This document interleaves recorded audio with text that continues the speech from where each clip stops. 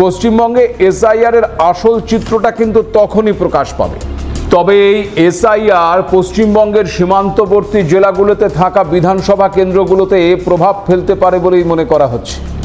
সেক্ষেত্রে দক্ষিণবঙ্গ থেকে উত্তরবঙ্গ কি বড় ফ্যাক্টর হয়ে উঠতে পারে। দেখুন, পশ্চিমবঙ্গে 2002 সালে এসআইআর হয়েছিল, যখন বাংলায় ভোটার সংখ্যা ছিল ওই মাত্র 4,58,00,000, আর 2025 সালে সেই সংখ্যা বেড়ে দাঁড়িয়েছে 7,64,00,000। আর এই 23 বছরে উল্লেখযোগ্যভাবে পশ্চিমবঙ্গের সীমান্তবর্তী জেলাগুলোতে ভোটারের সংখ্যা সবচেয়ে বৃদ্ধি পেয়েছে।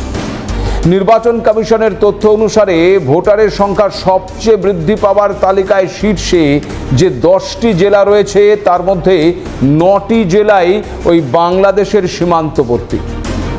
আবার এই সীমান্তবর্তী 9টি জেলার মধ্যে 5টি জেলা রয়েছে উত্তরবঙ্গে: উত্তর দিনাজপুর, মালদা, জলপাইগুড়ি, কোচবিহার এবং দক্ষিণ দিনাজপুর।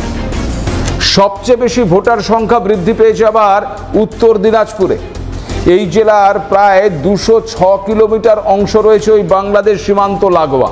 উত্তর দিনাজপুরে গত 23 বছরে ভোটার সংখ্যার বৃদ্ধির হার 105.49%।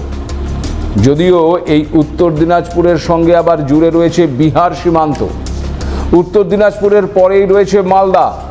165.5 কিলোমিটার সীমান্ত লাগোয়া এই জেলায় ভোটার বেড়েছে 94.58%।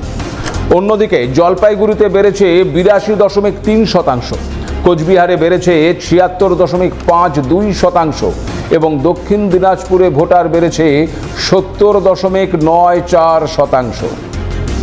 উত্তরবঙ্গের পাশাপাশি দক্ষিণবঙ্গের সীমান্তবর্তী জেলাগুলোর মধ্যেও সবচেয়ে বেশি ভোটার সংখ্যা বেড়েছে মুর্শিদাবাদে।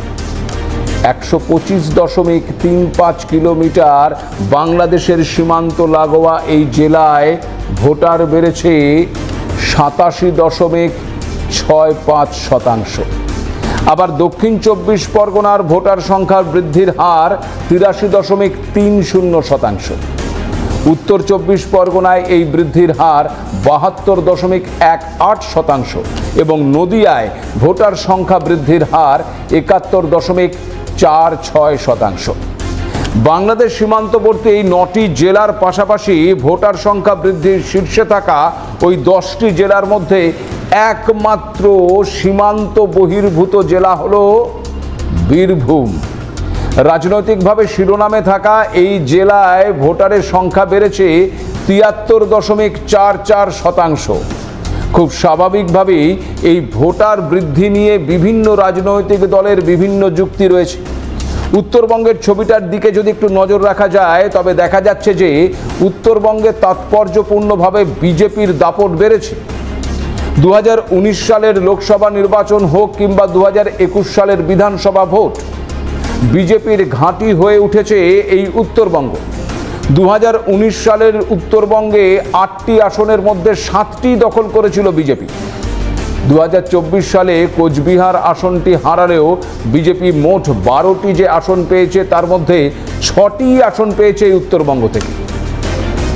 উত্তর দিনাজপুরের 2টি লোকসভা আসনই 2024 সালের ভোটে ওই বিজেপির ঝুলিতে গেছে। অন্যদিকে আবার যদি ওই 2021 সালের ফলাফলের দিকে দেখা যায় তবে দেখা যাচ্ছে যে উত্তরবঙ্গের 8টি জেলার মোট 54টি আসনের মধ্যে বিজেপি পেয়েছিল 30টি আসন।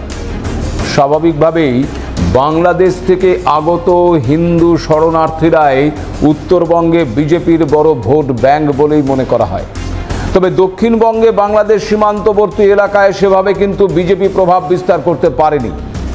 2021 সালের ফলাফলের নিরিখেই নদিয়ায় 17টি আসনের মধ্যে 9টি আসন পেলেও মুর্শিদাবাদে 22টি আসনের মধ্যে মাত্র 2টি আসন পেয়েছিল বিজেপি।